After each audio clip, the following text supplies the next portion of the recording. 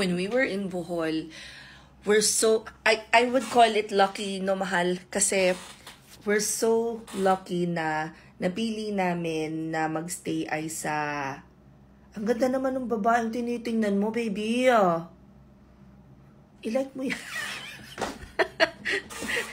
So, ang swerte namin kasi, nag-decide kami na magstay. Instead of yung hype na Panglao, nagstay kami ay sa Tagbilaran. So, mga 30 minutes away siya to Panglao.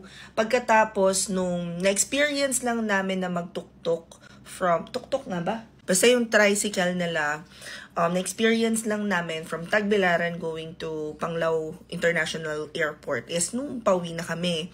And we paid 300, no love? 300 pesos lang. Ang chika kasi doon is, pag nasa Panglao ka pala, kahit 5 minutes lang, pag parang 100 kagad yung pamasahe. Pero sa Tagbilaran, di no. 15 pesos isang tao. And for the most part, pwede mong lakarin like from pinagstayan namin, which is tapat ng Lightport, papunta sa iba't ibang malls. So madalas kami noon, pagising namin, nag-coffee kami sa Dunkin Donuts sa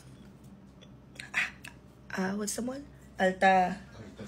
Altasita. Tapos after nun, pwede na kami mag-ikot-ikot. Nung first night nga namin, naglakad kami from our hotel, papunta dun sa parang pinakang gitna.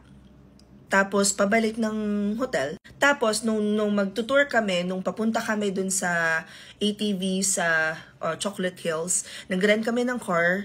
Ang rental ay 1.5, tapos 24 hours na siya, and 3 naman kami naghati. And then nung si Great nakauwi na, so 2 na lang kami, nag-rent kami ng motorbike for, I think it was 350, no?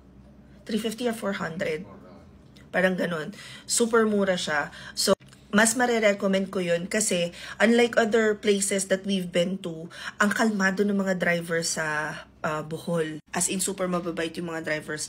So, hindi sila yung, alam mo yung naggigit-gitan and all that. Even me, confident ako na kaya ko mag-drive whether it's motorbike or kotse doon. Kasi bukod sa malawak yung mga kalsada, payapa yung mga nagmamane.